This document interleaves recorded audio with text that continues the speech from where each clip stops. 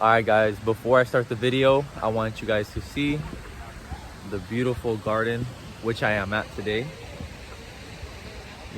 So it's important to be out, in like nature. I've been more getting into like stuff like this lately. It honestly helps out with like mindfulness and peacefulness within myself, allows my mind to grow. And it's just a beautiful little view. It's like it's Japanese themed, so I know you don't want to look at me. What the fuck am I doing? Look at that without looking at me. The point of this video is, this is the book series, the new book series that I'm starting. I am reading this book and I'm gonna take you along with the journey. I'm gonna also have you guys experience what I'm experiencing through this book and all the powerful things that I'm learning. I'm just gonna internalize like each chapter and kind of share with you guys what I got from it. So it's kind of like a little summary. So this book that we're going to be reading for the next, I would say, few weeks, or however long it takes me to make these videos, we are reading The Illusion of Money. This episode, or this chapter, or the first chapter that I've read, is about limiting beliefs, right? So in this first chapter, I re-summarized it, is about limiting beliefs. So a lot of us, it basically talked about that our minds are like so capped that we are meant for much more.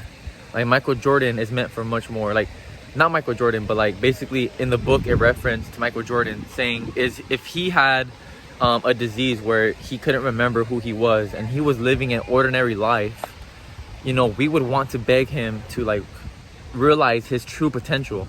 And basically what it talks about is us being in this self-limiting belief and like having a lot of self-limiting beliefs that is stopping us from achieving our full potential.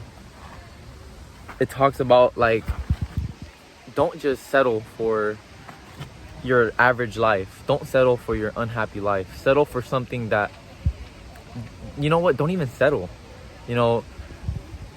Our minds are so powerful. Our minds are literally what create our reality.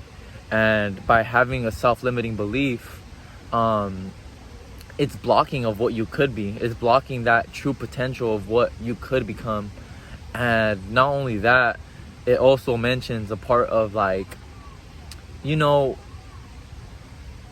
allowing money to be one of the main reasons why you do something. Like, being a real big motivating factor on the route you are taking. Like, what are you doing? Like, what is the job you're working, or like, is the occupation that you're doing, is it fulfilling, or are you just doing it for money?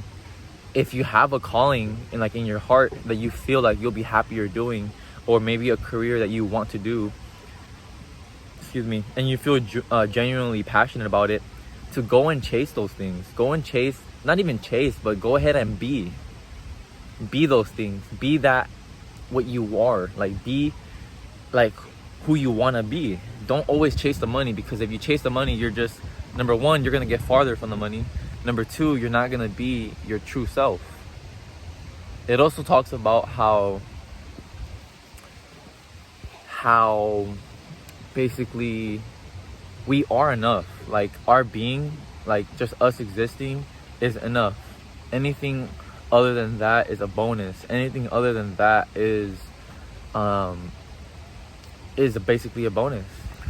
We don't, like, a lot of us, including myself, like, would think that like me being successful and me having all these things would make me a better person and be respected and all that stuff. Like, don't get me wrong, like, money does play a factor into our lives and our society, but when you focus on it and you really try to, alright, had some technical difficulties, but one of the things that I was trying to get at, or the point I was trying to get across, something that I've learned in this book, and not only that, like through myself, is that don't let money be like the main reason why you're doing something. Like, don't let money and the motivation of like that career, like, it's gonna pay me so much money and it's gonna make me this and this, and like, if it's not aligned with yourself, if that occupation or that thing that you are doing that involves money, if it's not aligned with who you are, if it's not something that you like enjoy, or not only that, like if you're just doing it just for money and you feel miserable and you don't like that shit, that means you're just chasing the money and you're not really like you're not in alignment with who you are if you are just focused on that. So a lot of people get into careers and stuff like that because they are chasing money. They think that that is what's gonna give them the freedom and all that. You know, I don't want things to get like in the book. It doesn't really like, I don't know, so far money is important to a certain extent, but what it's really trying to let you know is like, don't make it such a big like focus where you neglect yourself, you neglect your hobbies, you neglect what you want to be, and you are not in alignment with who you are, and like you're focusing on all these materialistic things that where you are choosing a career or you are going down a path where you are unfulfilled. But yeah, you're unfulfilled, but yes, you have a shitload of money, right? That is not a good recipe for abundance. Not only that, like when you focus on that type of shit and you are like mentally drained, like it takes away room for growth. Like you won't have a lot of the growth that you would have if you were having a fulfilling life. So like our society is basically just ingraining the fact that money is such a powerful thing that we need to have. And not only that, is like we are programmed even from a young age that money is super important, and like you need to have a good career, you need to do this and this and that, and like yeah, that makes sense for someone not to struggle and stuff like that. But like if someone goes into some type of like occupation with just the vision of just money within itself, I feel like that's when people tend to be unhappy, and that's what causes like a lot of like that shitty, like not fulfilling life.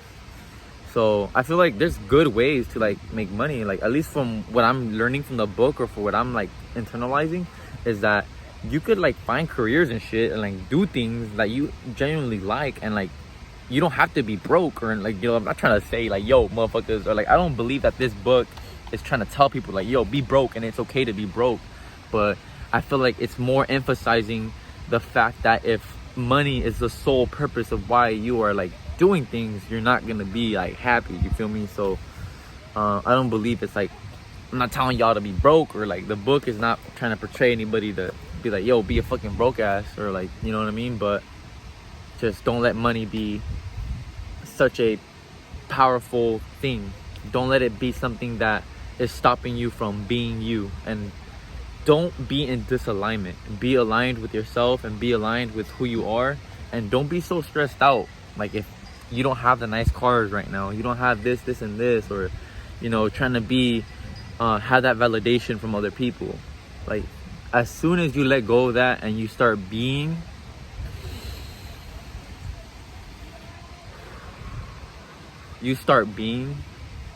that's when everything comes in abundance, and it's gonna be amazing. Okay, and I did brain fart throughout the video, so in a couple seconds I'm gonna get to a different point in the book that I've learned, so I'm gonna give it a couple seconds. Cool. Okay, so I'm back. All right, sorry, I had a brain fart, and I'm probably gonna have to edit the video a little bit, but basically a lot of the thoughts that we have in our head is, we have a lot of thoughts that are not in alignment with our true self. A lot of thoughts that we're thinking about circumstances that we can't control, and it's always occupying our mind. Like about, let's say 50% of the thoughts that you have in your head is about things you can't control. Imagine if you let go of those thoughts and you let go of the things you can't control. What room, or what else would you have room for if you let go of those negative thoughts and you just have all the positive ones? Like what will that bring? By you letting go of anything negative, you are attracting and bringing more positive things into your life.